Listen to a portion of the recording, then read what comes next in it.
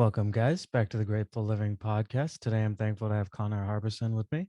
Connor is the founder of Atlas Urban Farms, a company trying to redefine our relationship to public space using hydroponics to empower healthier communities. Connor, thank you so much for joining us. Thank you for having me. This is exciting. Of course, thankful to have you on. For people that don't know you as well, can you kind of just give us a little background on, where you grew up, your family situation, what type of kid you were, things like that? Yeah. So I grew up in Philadelphia, like right in the heart of it. If I had grown up in Boston, it would have been in like Back Bay or South End, that sort of very much right in the middle of Philly. Um, my dad is a doctor. My mom was a teacher. Pretty much everyone in my family are teachers. All my grandparents, like 5 or 6 aunts or uncles. Um, and I have a younger sister as well. Um, I think growing up, I was probably pretty introverted, uh, pretty, I wouldn't say like bookish in terms of like, oh, I was studying a lot, but my dad read me The Hobbit when I was like 5, and then Lord of the Rings, and I really got into fantasy, and it was, uh, I still enjoy reading that stuff today, and I think it was cool taking Honor Debar's class, marketing high tech products at Babson. Yep. One of his like last suggestions was like go read fiction, right? Because it'll help you envision, uh, you know, alternative realities, alternative ways of living, and I think that's been one of the most helpful things. Yeah, yeah. You talked about your parents. One was a doctor and one was a teacher. I'm curious, just out of curiosity, like, was business and entrepreneurship, obviously that's something that you're involved with today. Is that something that you picked, like, were thinking about as a young kid, or was that more later on in your life that came about? Um, It actually kind of was, not from my parents, but my grandpop was, he owned a hardware store like that he opened with his dad in like the 30s or something like that. It had been around in a town called Vineland, New Jersey for decades. It was like a staple of the community. Um, and I wouldn't say he was like, he was definitely an entrepreneur, but not in the like Silicon Valley, gonna build a company and scale it and sell it, but more in the terms of like small businessman, started this thing, always trying to make a deal. Um, and I just remember him growing up. Um, I think he was probably a bigger influence than I realized. Certainly with building things, which I think we'll talk a little bit more Yeah. about later. But I had lemonade stands. I would do different things like that. Um, yeah. Yeah, that's awesome. Yeah. um you know uh Before I get into this next question, I just want to put out a trigger warning to anyone that may have been sexually abused or assaulted. um but for you, Connor, that's something that you came out with in 2018 publicly. um I guess as you look back at the experience, um is there anything you would have told yourself back then at that time, now with the wisdom of time and things like that? Or is there any advice you would give to someone who's gone through, um, in their childhood, being sexually abused? Yeah, I think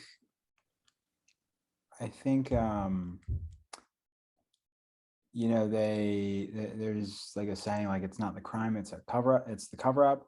And I think the thing that was more detrimental for me was like never talking about it for years and years.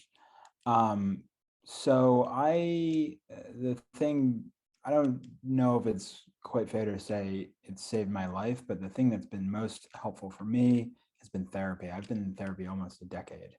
Um, and it's like a superpower, right? Um, I think having someone to talk to is just so unbelievably helpful, not just if you've had trauma. And I think all of us have to some degree, maybe not life changing, but um, I don't know. It's, I really, back in 2018, I really sort of wasn't sure to whether I should talk publicly about my experience or not, just because so many more people have had it much worse. Um, but I also think that everybody is sort of on their own journey. So I think that thinking of like, oh, everyone, people have it so much worse. Like, yeah, but like the worst day of your life is still the worst day of your life. It doesn't matter. I really sort of hate like trauma. Comparison. Yeah, like, oh, mine was so much like, that's not really important. Um, and I think one of the things I was trying to do was like, hey, this could happen to anybody. This is, I'm like the very picture of privilege, and and I hoped to use that to sort of talk about it, and now, it's now 4.5, 3.5, 4 years later. Um, I'm very casual about like, I used to be very like, oh my God, I can't let anybody know that I'm talking to my therapist. And now it'll be like, oh yeah, I have a call with my therapist at that time, not really going into details, but I think normalizing mental health and normalizing talking about mental health, and I think that's something you do really well, um, is something that's really important. That was Yeah. kind of a long-winded answer. No, no, no, No. no. You know, you talked a little bit, and again, you don't need to answer this, but you talked a little bit about maybe masking it and not telling others for a while.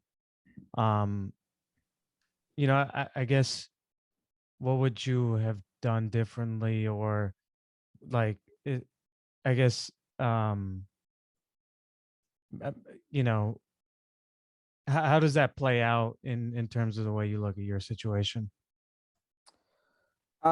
It wasn't so much I think I was taught not to talk about it, and taught not to talk about um,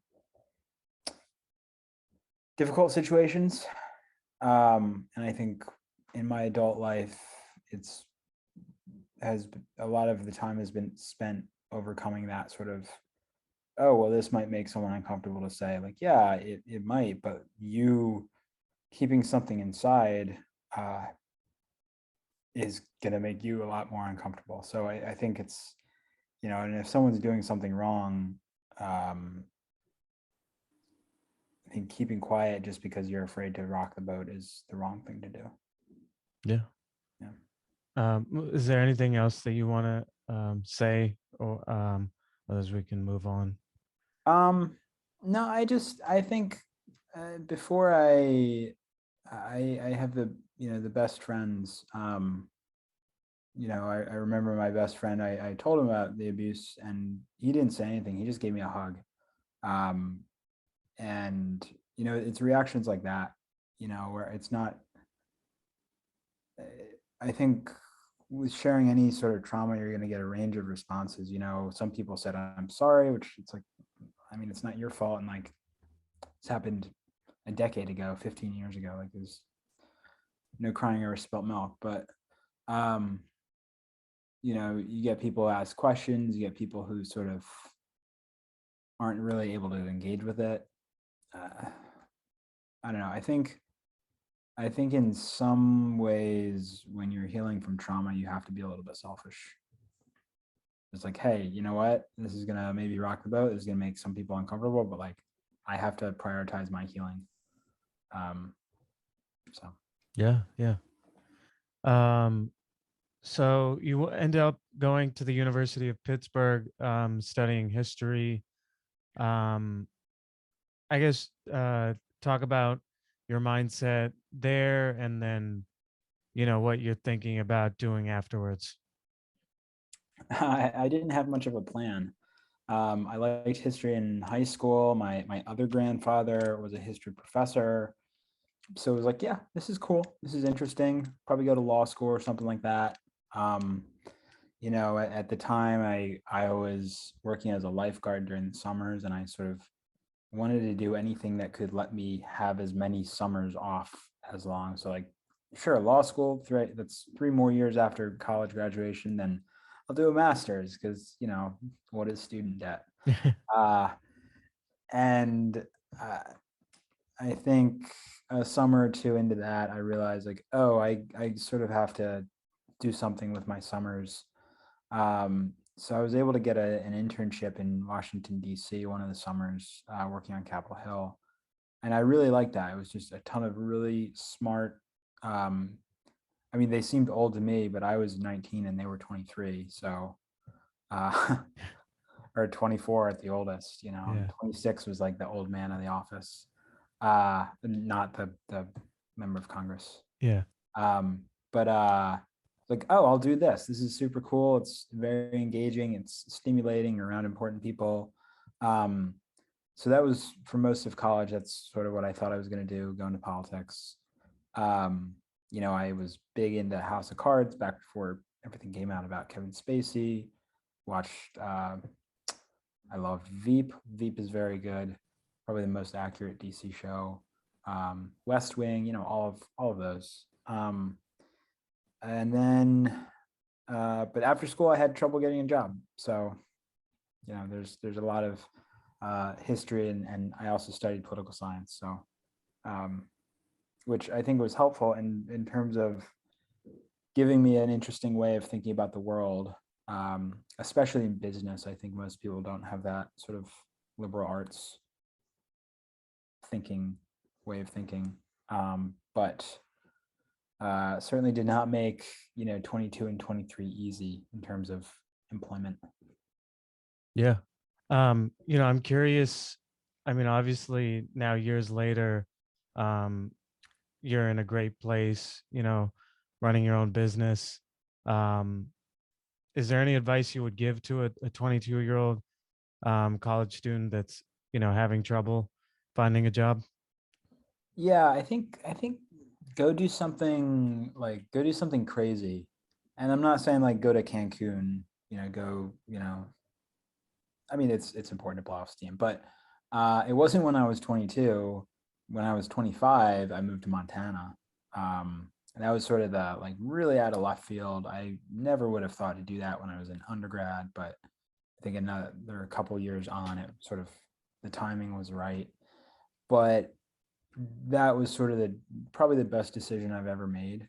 And I think your early to mid 20s are really one of the only times in your life you can do that. And probably if I were to go back to like my 18-year-old self, I would maybe take a gap year. Um, but you know, sunk costs.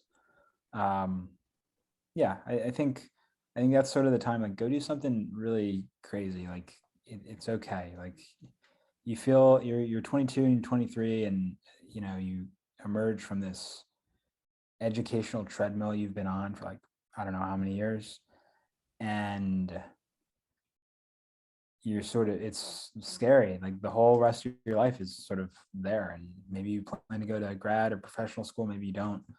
um, for me, it was sort of the first time it was like, oh, there's no semester, there's no final, it's just, Life. um, yeah. And that Yeah. was really scary. And I thought like, oh, I gotta have the job right away. But I also was super egotistical and was like, well, I'm not going to take any job. Um, so I sort of bounced around a little bit, 22, 23, 24. Um, until I got like the lightning struck, I guess. Yeah. Yeah. One other thing I heard you speak on in a prior public talk was maybe drinking too much alcohol. Um, I'm curious, as you look back at that part of your journey, is there any piece of advice you would give to someone maybe in a similar situation, um, or any learning lessons from that time period in your life? Yeah, I think especially in undergrad, I definitely abused alcohol sort of as a coping mechanism because I wasn't, wasn't in therapy yet, wasn't, emotionally mature enough to really deal with what I was feeling, but couldn't really give words to, give voice to.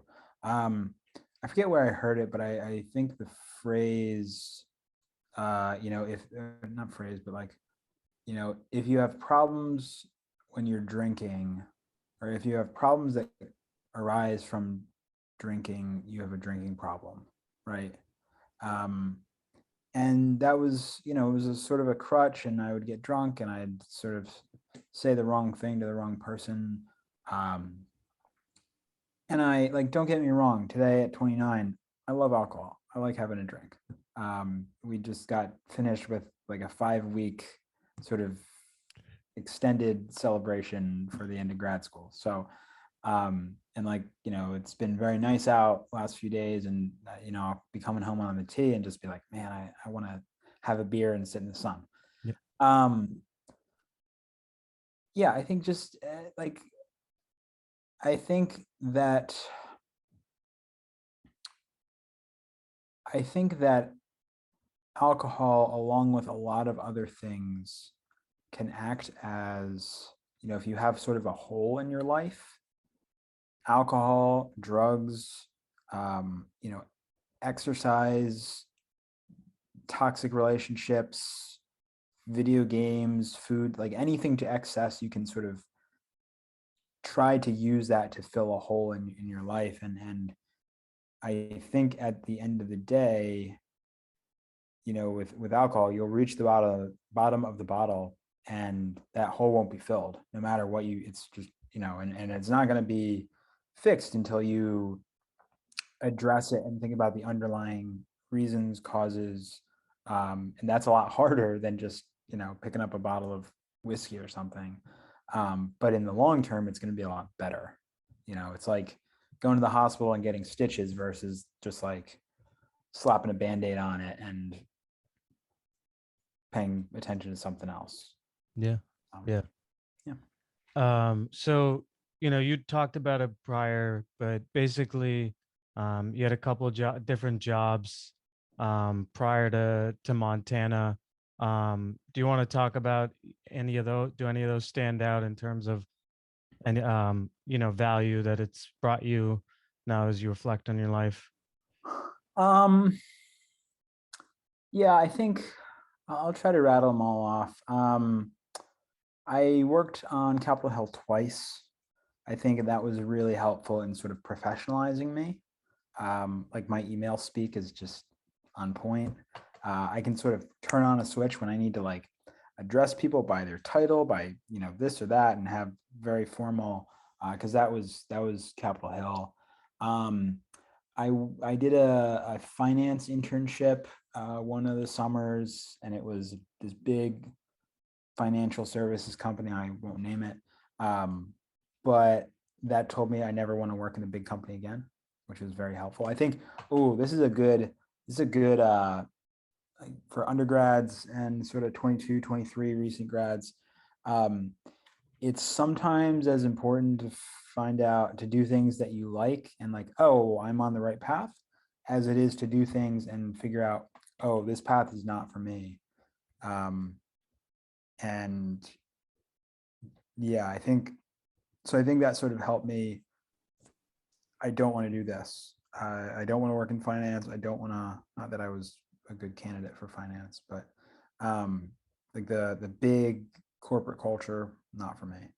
Um, I did a little bit of consulting for a nuclear energy company, which was very cool. Um, and that's about all I had to say about that. I worked as a tour guide in Philadelphia, which was awesome. Didn't pay super well, but it covered my bar tab. Uh, and I had cool coworkers. And I also really learned how to hone my public speaking, sort of tell a Mm. story, sort of guide an audience, and sort of sprinkle in facts while also making it fun. I think that's probably one of the most important experiences I've had, especially with like pitching and sort of messaging and framing information. Yeah. Yeah. And so after that, you mentioned it through AmeriCorps. I think you end up in Montana. Yeah. Do you want to talk about your experience there? And I think that eventually led to the Blackstone Launchpad at Montana State University. Yeah, that was so I was in DC and I was on a date and she asked, "What do you do?" I say, "I'm a professional job applicant." And that's what I did. And I got a second date, believe it or not. But she said, "Well, you should look into AmeriCorps." It's like, all right, whatever, like more resumes out into the void. So I fill out a profile, start sending them out, and someone reaches out to me. And it's Montana, right? These folks in Montana. And I had planned to stay in DC, you know, teach for a year until the next election and then get back in.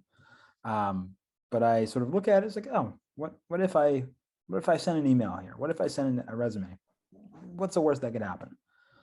So one thing leads to another, and I end up on the phone with this guy who I didn't learn until afterward. I'll tell you about him after. Have a great interview, and he asked me the usual questions. What's the time you had leadership? How do you communicate XYZ? The question that stands out to me, and this was in 2017, so this was like exactly 5 years ago, because I moved to Montana in July. He says, "If you were a merman, what kind of tail would you have?" I thought for a second, I would have a shark's tail because it's dark on top, light on the bottom. You're camouflaged. I don't know. Are mer people? Are they predators, prey? I don't want to risk it. It's like, oh, that's. He thought it was funny. He liked that I came up with that. And at the end of the phone call, he said, "You should probably look into housing."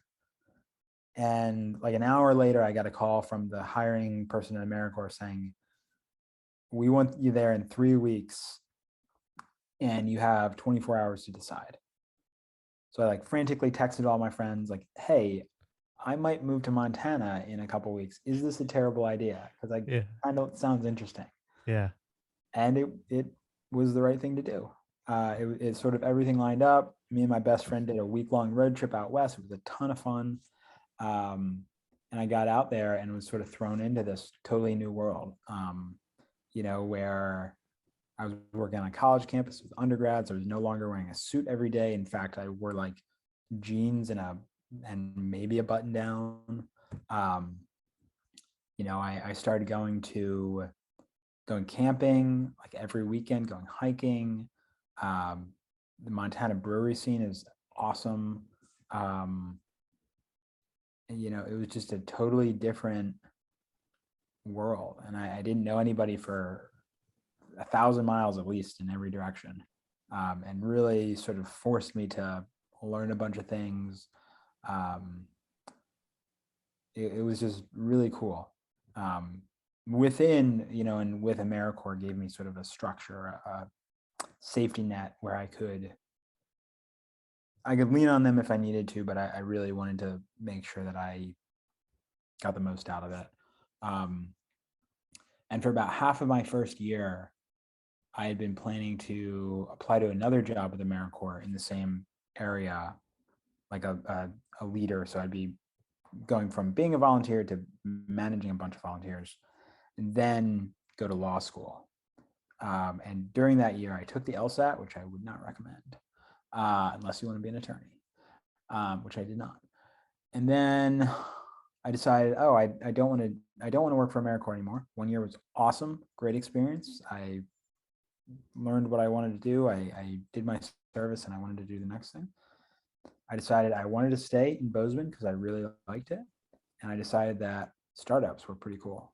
And I started thinking about doing one of my own, and that's how we get to Windsr. Yeah. I'm curious. You know, I know that during your AmeriCorps year, you helped underserved communities, and maybe like through entrepreneurship.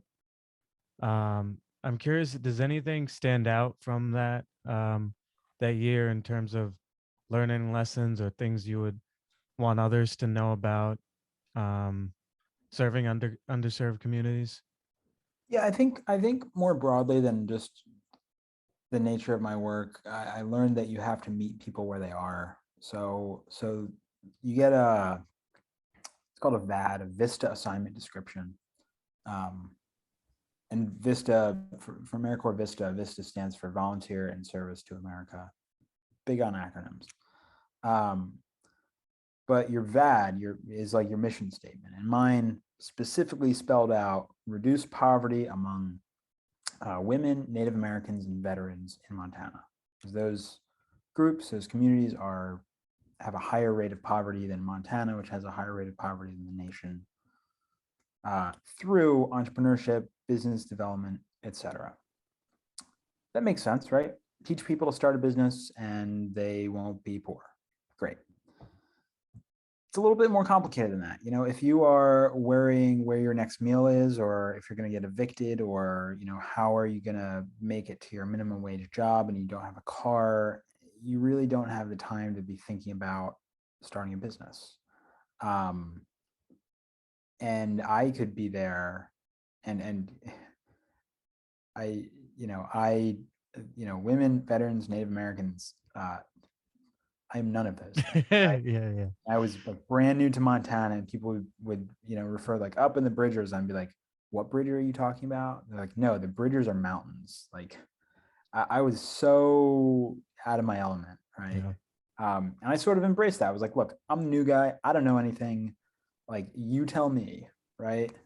But I found it was really important to meet people where they are, So if someone is, like I said, worrying about where the next meal is going to come from, me talking about all of the great resources we have for getting your business off the ground, probably not going to help.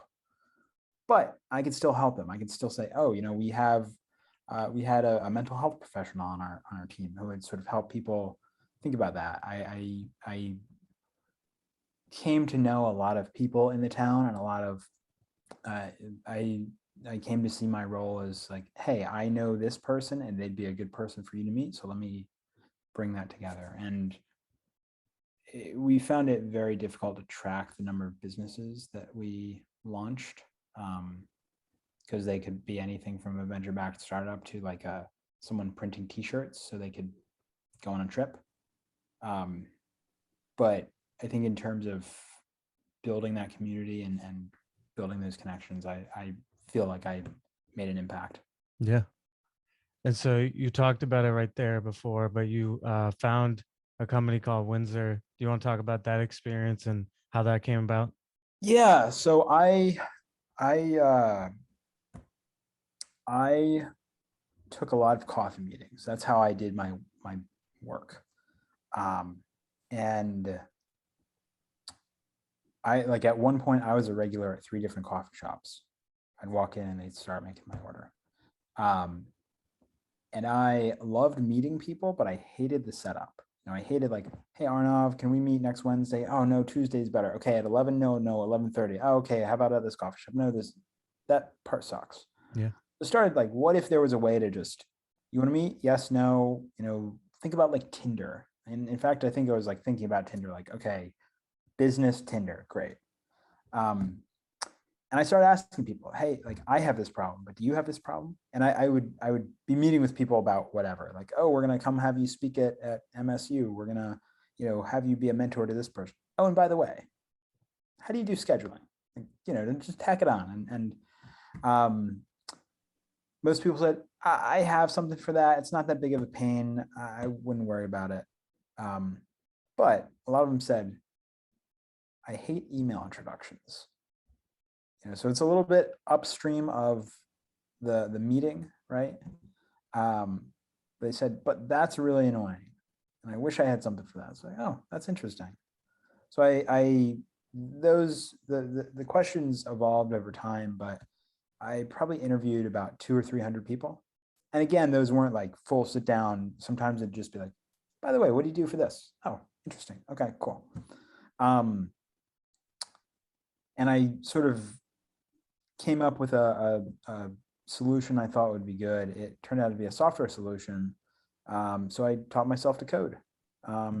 January of 2019. Yeah. And then I published it in March 2019. a little Google plugin. So you'd click it, it would drop down, and it would basically be like Mad Libs. So it'd be like, okay, what's your name? Who do you want to meet? Why do you want to meet them? And it would basically make it easy. So the way Windsr worked, I would say, Arnav, I know Steven Spinelli because he went to Babson, right? I want to meet him because I want to talk about Babson. So as it goes currently, I'd send you an email, you check with him, be like, hey, this Connor guy wants to meet you. Is it okay? He says, yes, you connect us. So you do all the work, I get all the benefit. How Windsr worked would be, I would basically write the email. So like, Dr. Spinelli, my name's Connor. I want to talk to you about X, Y, and Z. Here's my email. Send it to you. If it's a good time, you send it to him. If it's not, you say, you know what, semester just ended. He's on a cruise in the Caribbean. He is gone for the month. I don't know. Yeah. So you can sort of protect your Mm. social capital. You send it along to him. And if he wants to connect with me, it doesn't have to go through you. You're already out of it. So that was just making it smoother. I built that, I put it out there. And then I didn't quite have confidence in my coding ability to like really push it because I was really terrified it would like give people a virus or something or get hacked or I don't know. So I never really went from like, oh, this is a cool thing that I built to this is a business. Yeah. I'm still curious though, like teaching yourself to code, like a lot of people don't want to put in that type of work. Um, especially to learn something. It's not even just a time commitment, it's learning. It's mental work. How did you have the mindset to be like, I'm down to learn this, or what was your thought process there? I think there are a few pieces to it. I think I had a very specific thing I wanted to build, right? Like I knew exactly what it was. I wireframed it a couple times. There was an app called Marvel where you could draw wireframes and then take a picture of it and then sort of animate different pieces of it, not animate, but turn them into buttons. And you could make a clickable wireframe on your phone, which was super cool. And I think there's some other apps. Again, this was like 2019, so I don't know if they're still around. But part of it was like I was building a pretty simple thing, right? It was like type here, type here, type here, and pull that in and just put it in one place. So it wasn't that difficult. I had some people, some coworkers who were like, yeah, you could build this. It's not that difficult. So that was encouraging.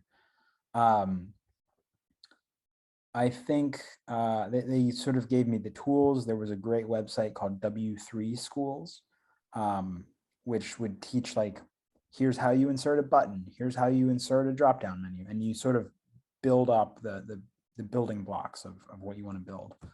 And also I was thinking about business school at that point. And I sort of had this feeling like, okay, if I really want to get into a good business school, I got to show that I can do it. I think now that I'm talking about this, I realize I've always been a sort of a show the evidence, not just, oh, I could be a great business student because X, Y, and Z. Like, no, I'm going to be a great business student because I've done X, Y, and Z. So I felt like that was sort of my ticket out of there. I really love Montana. It was awesome. I didn't want to stay there forever. So. Yeah, you talked about it right there, but fall of 2020, you start your 2-year MBA at Babson. At that time, was your mindset to do entrepreneurship, or were you considering corporate life as well, or what was the mindset? Oh, it was always entrepreneurship. That's why I chose Babson. It's the best at it. Yeah. And I spoke to probably this time 2 years ago. So like 2 or 3 months before I started, I spoke to some people who had just graduated and said, so you are working on a startup, you just graduated a couple weeks ago, and now you're working on your own venture. How do I do what you have done?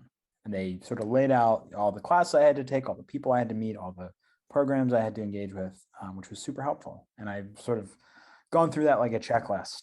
But their number one thing was like, have an idea and be working on it all the time. And I wasn't really in any clubs at Babson. I didn't have any extra tassels at graduation. I had my venture. That was what I worked on. That was what I spent all my time doing. Yeah. Talk to us about, how did you get into thinking about, food, agriculture, sustainability? How did that come to your mind? And then how did hydroponic farming specifically come? Yeah, it's sort of a indirect thing. I guess the seed of it started when I was out west. I was camping in Wyoming, and I came down to Jackson because I wanted to go to the brewery after the hike and have a burger. This was before I was vegetarian. Um, and across the street from Snake River Brewing was this glass and steel building, really out of place in the town. And I looked over and said, "That's the coolest thing I've ever seen." And on the side of it said "Vertical Harvest." And I looked it up and said, "Oh, that's a vertical farm. Cool. That's awesome. That's what the future looks like, I feel like." And then I didn't think about it for 3 years. When I spoke to those alumni right after they graduated, right before I started, they said, have an idea that you're working on. And I had a couple sort of areas of interest. One was, the finance of higher education. I think student loans are criminal almost.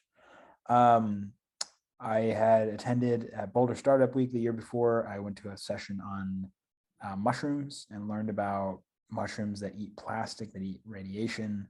I thought that was super cool. Like, what if we could use mushrooms to, I'm going to turn my light on, Yeah. use mushrooms to, clean up the planet, right? It's like, okay, there's something there maybe. And then finally, I was interested in urban food supply. Everybody needs to eat. That's not getting disrupted anytime soon. The world is urbanizing, so more and more people are living in cities. Cities are really bad for our mental health. So I thought, like, oh, all of these things, we could solve food deserts, we could solve all these other problems, we could make our cities better for the future with climate change, everything. Just build a vertical farm in every neighborhood, and we're done, right? It doesn't quite work like that.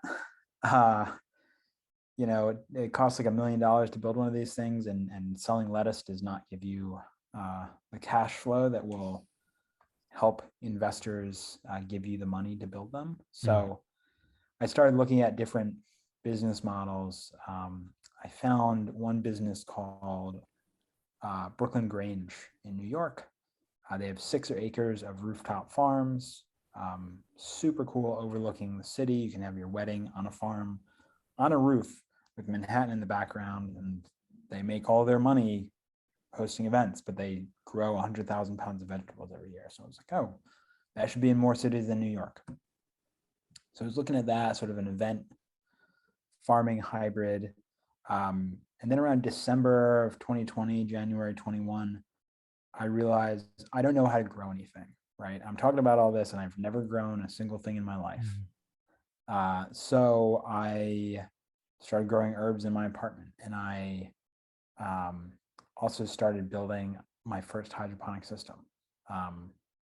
And are you gonna publish the video of this? Yeah. Okay, cool. Yeah. So I'll just show you. Yeah. I built this, I think it's like 5'11" and a half or something. Yeah. But I found a YouTube video for this hydroponic tower, holds 20 plants, 5-gallon bucket reservoir. The materials for this cost about $50. And I built it in Foundry, the makerspace at Babson campus, and started growing. In my apartment, I grew kale and strawberries, and the strawberries are still going.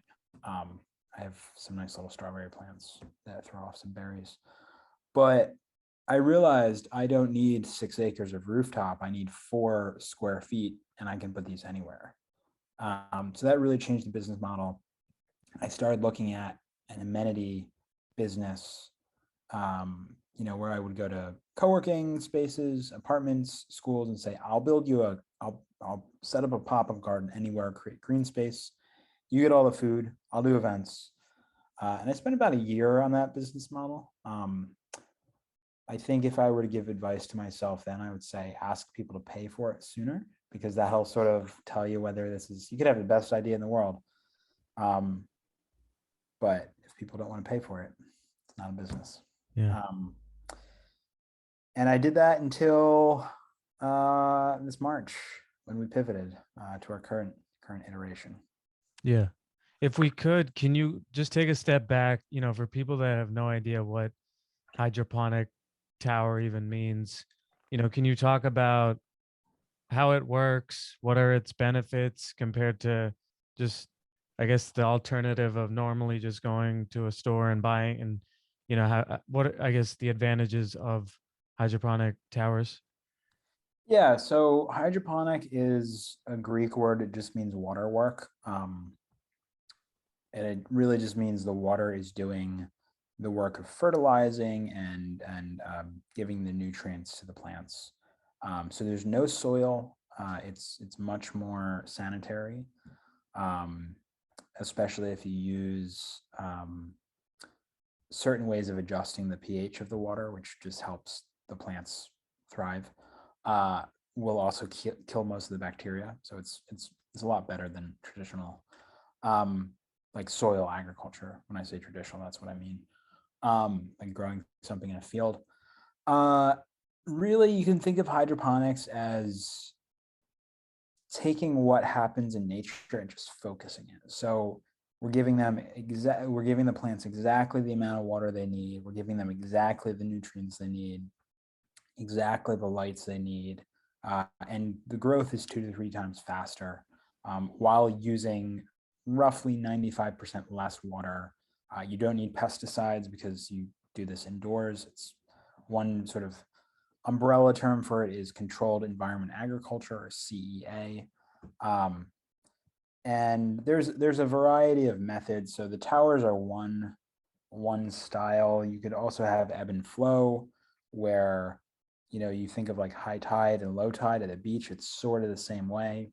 You just want to have the roots and have the water come up, and the water will be full of nutrients, and the plants will drink up what they need, and then the water will go away because you don't want to get root rot. There's also something called aeroponics, which is more of a mist rather than a drip. And really the difference there is just much smaller droplets, but there's a lot more oxygen. And then finally, aquaponics is when you have a very large reservoir and you can have fish in there, and they'll oxygenate the water and fertilize it. And it's a really nice symbiotic relationship. And rudimentary aquaponics has been practiced for thousands of years. I know in ancient China, they would raise fish in their rice paddies, and that's aquaponics. So again, just really doing what has been done in nature, but sort of focusing it. Yeah. I guess again, I'm curious, um, there's a lot of learning that you had to do. I think you've done at least 3 versions of the tower. You've had to learn how to grow a ton of plants and things like that. I guess just from that area, like, um, how have you developed this ability to just be okay with, not failure, but like failing as you learn and getting better? Like, I just feel like people want to either be like, I either know it or I don't. I don't tend to see a lot of people that are like, open with, I am starting from the beginning and I'm just going to try and grow and become, better at this. Yeah, I think on the inside, I definitely feel that, like, I want to know all of it. I want to know, I want to be perfect at it. And life doesn't work that way, especially with plants. I've killed thousands of plants, but I'm much better at, it's not necessarily horticulture, keeping plants alive. I'm much better at it than most people I know, because I've messed up, like like LeBron James or Steph Curry has probably missed more free throws than most people, but they're much better. Um, yeah, it's you learn through mistakes, and it's not that I try to kill plants. Um, I end up doing it. It's just that's sort of how you learn. And I think for me, the fact that I had no background in it at all actually helped. If I was like, oh, I studied this in college, therefore I should be this good at it, but I'm actually only this good. Like, no, I know nothing about this. I've never done it before. So if I mess up, that's par for the course. If I'm a little bit successful, I win. And if I'm like pretty successful, that's just like nothing could be better than that. And I think one of the big things that has helped, I started documenting everything I did on Instagram. It's at Atlas Urban Farms on Instagram. And that really took off in a way that I was not expecting. Within 3 or 4 months of that, I had almost 5,000 followers. And I was really able to crowdsource a lot of knowledge. If there was something I didn't know, which was a lot, like, oh, these leaves look yellow, why? And I would put up a picture and like, what do people think? And someone would chime in. Mm. And that was very helpful, just because I did have that platform. I had that sort of megaphone, and I could sort of get that knowledge. I think also working on campus and working in the foundry, the maker space on Babson's campus was helpful because there were always people around.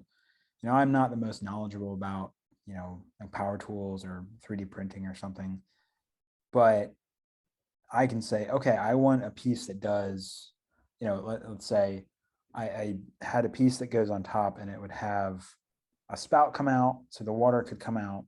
And then below it would have a disc with a bunch of holes in it to let and I would call it a shower head. And I did a few designs of it, right? And each time it was like, okay, I know I want to get to here. How can I accomplish this better, right? And there would be enough people there to be like, oh, what about this? What if you do this? Try, and half an hour later, I'd have a new design or something like that. So Yeah. The current existing business model that you have, um, you know, do you want to explain that and maybe just talk about what the future of the company looks like? yeah, I think we made a shift from adding value to solving a pain point. And that was something that was a big lesson for me. I sort of conflated those two, but you can add value, but if you're not solving a pain point, people might not want to pay, right? It could be like, oh, that's great to have, but I'm not going to pay you for it. And I think we really shifted from that sort of nice cherry on top to you have a migraine, we're selling you Advil. And the way we do that, we discovered that chefs throw away a ton of herbs. They buy herbs, thousands of dollars a year, and they throw it away, a lot of what they buy. And there are various reasons for that. They're tied up in the supply chain, and it's food supply chains are really complicated. But we figured out we can grow these herbs for them for much cheaper. We can save them time, save them monies because they don't have to be ordering. Now they can just pick what they need when they need it and have it be fresher. They can have this beautiful piece. We sort of describe it as Steve Jobs built a green wall, a living wall. And it can also be better for the environment. So there's all these different benefits, and talking to individual chefs, I sort of have to emphasize different ones. I sort of try to get a sense of what they're interested in, and I can sort of push different aspects of it. But we went from owning and operating someone else's design to having our own design that we're going to be manufacturing this summer, that we're going to be selling. So once it's, I sell to you and you give me money, and then that belongs to you. So we're not looking to operate. We're just looking to build a thing and sell it. Yeah. Um, I'm curious, managing business and school, plus the social life, plus just family life and other things. As you look back, I know you just recently graduated, but as you look back, is there any pieces of advice you would give to someone in a similar position? Um, Honestly, the business and the school were pretty easy. I knew this is what I want to do after graduation, and I sort of took the classes and met the professors I needed to meet to benefit the business. So um, that sort of was helpful. And then on the social side, um, I think I was lucky to go to a place like Babson where everybody is thinking like an entrepreneur. Everybody gets it. Um, but we could all take a step back and not just be work, work, work in business mode. Um, I actually I'm very flattered when people ask about the business. And a lot of people come up to me and ask like, oh, how's things going? And they'll ask a certain question. But at social events, it's like, you know what? Work is work, and we could talk about something else. Mm. I'm happy to talk about it if someone wants Yeah. to set up a time with me, but I think having that ability to step away and not have work be your whole identity, be your whole reason for being is really important. Yeah. If someone wanted to get, as a beginner into hydroponics, what would you recommend as the best way to start? Honestly, I would Google hydroponic systems. Probably the cheapest one to do, the easiest is called a Kratky cup, Kratky method. It's Kratky. And I've converted yogurt cups into Kratky. It's basically just you have a reservoir and you have the plant on top and the roots go down and it grows. And it's super simple. You could probably, I keep my yogurt containers and repurpose them. You could probably do something like that for $10 maybe, probably less. Um, but honestly, I just Googled how to, DIY hydroponic system. There's a ton of videos on YouTube. There's a ton of, if you want to spend a lot of money and have it all decked out with sensors and be automated, you can do that too. That's a little beyond me. I'm not really much of an electrical engineer. Um, it really depends. I would also think like, what do you want to grow, right? So if you want to grow potatoes, if you want to grow wheat, I should say, weed, you definitely can do hydroponically. You can Google that if you want to. I've never done cannabis. I don't really, that's not what we do. Yeah. But yeah, I would determine what you want to grow because the system and the configuration will really be dictated by that. Some things do better in soil, some things do better hydro or aeroponically, or different types of hydroponics. I wanted to do kale, and my system works really well for kale. So yeah. Yeah, yeah. Would you say start out with like sprouts? Yeah, I did start with sprouts. Sprouts are great. They're very easy. Take about 5 days to go. Sprouts and microgreens are both super easy to do. And then herbs are also easy. You can buy seeds, or what I started doing was buying the herbs from the grocery store. You can cut the ends. It's called propagating. And you put them in water, and 2 or 3 weeks later, they sprout roots. You can put them in soil and they will grow. I took a piece of mint that was this big, that I bought at Trader Joe's, and I grew a mint plant that was up to my waist. Yeah. So there's a lot of ways to start. Yeah. Yeah. Yeah. Are there any, like, as you look at your entrepreneurial journey, is there any traits or lessons, or anything that you would, um, you know, say to anybody thinking about it? Yeah, I think two things. I think a lot of people have one idea of what entrepreneur or entrepreneurship means. I think they think it has to be an app and it has to make $1 billion. It doesn't. Like, entrepreneurship is just, I when I was in Montana, I didn't like to use that word because it's hard to say. It has like a million E's in it. People trip over them, and it conjures a certain image. I always used to like to talk about problem solving. And I think that's just what entrepreneurship is. It's just a way of creative problem solving. So don't feel like, oh, I don't know how to code. That's okay. It's okay. Not everything has to be an app. In fact, I think we'd be better off if we didn't have so many, oh, I'll just build a SaaS company for this, The other thing I think, and it's less of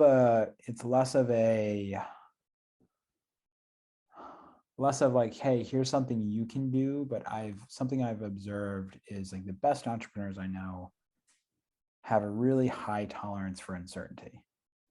And if you are not comfortable with not knowing and not having the answer and not quite knowing how you're going to get the answer, sometimes entrepreneurship might not be the thing for you. But one of the things I think is an extremely short supply are second, third, fourth, fifth, 10th member of the team, right? So not the founder or founders, but sort of the next people, because they have to be a little bit risky. They have to be a little bit, but they're not the leader. I think a lot of times you have a sort of too many cooks in the kitchen. So go to events for founders and it's like everybody's a founder and everybody has their idea they're working on and nobody wants to join another team. That's not good, right? So I don't know. And I think too, we're seeing more of, it doesn't have to be like your day job, your 100% time. I have a couple of people I'm working with that we're just starting out project-based because I want to get to know them. I want to understand how we work together before bringing them on full time. And I think with startups, early on, it's so uncertain, so amorphous. Yeah. I'll sort of have a so out there, but that's Yeah. No, no, those are great points. The number, 3 to 10. There's a lot of people that could do that role. maybe it's not 10, but there's next team members. Yeah. Any words of advice? I know you grow a lot of plants. I've seen on your Instagram talking about the importance of the pH of water being a big one. Any other, or if you want to talk about that, any lessons you've learned in growing plants?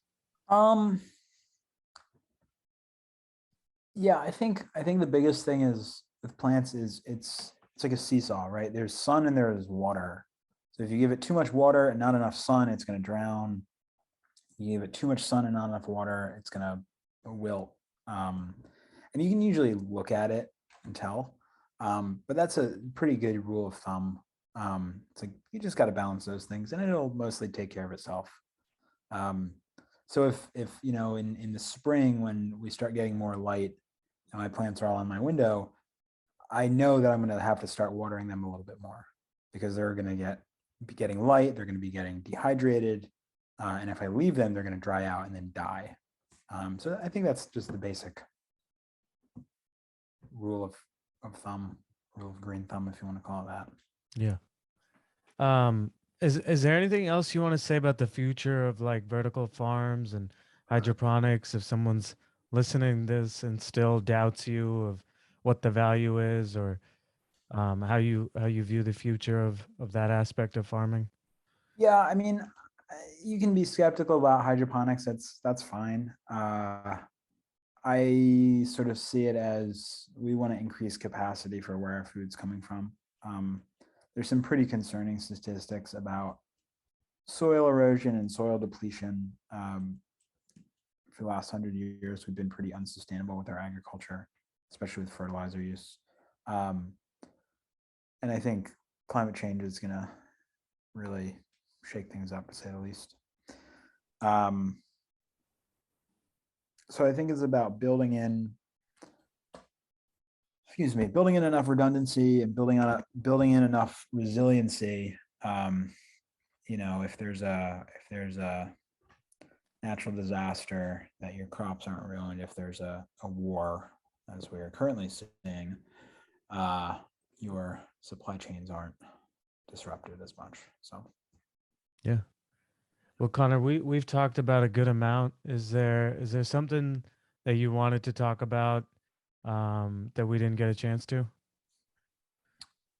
I don't think so. Yeah, I think we covered quite a bit. Yeah. Well, Connor, thank you so much for coming on. If someone wants to support you, what's the best way for them to do that? I would say just follow us on Instagram. Again, it's at Atlas Urban Farms. You can check out our website. It needs to be updated. It's sort of on my to-do list. But yeah, follow us on there. Um, Shoot us a message, comment, tell your friends, and hopefully we'll see you in a restaurant near you sometime soon. Yeah, no, that's awesome. All the restaurateurs, hit them up. Well, Connor, just want to thank you and acknowledge you. It's been really um, good for me, to kind of see your journey. I don't know how much you acknowledge, but you've been through a lot with the, childhood sexual abuse, and then, um, just and just getting through that, and obviously maybe um in college, abusing alcohol here and there, and to where you are today as the founder of a really exciting company. And um I just it's been inspiring to do research on you, and see, there's a lot more that you're going to accomplish too in the future. So best of luck going forward. Thank you so much, Arnav. It's been Yeah, really great talking to you. thank you.